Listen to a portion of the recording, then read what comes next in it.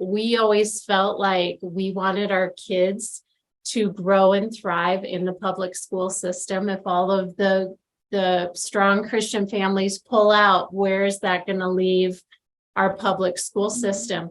But I will tell you, things have radically changed, and there's so much coming down the pipeline that we just felt like we can no longer sacrifice each of our children for the greater good based on their personalities. And so this last year was an amazing transition time.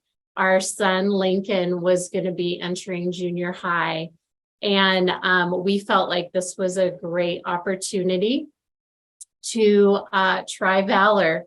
And so although he's introverted, I was a little nervous at putting him in an online school. I thought maybe he would withdraw even more or kind of be left behind a screen.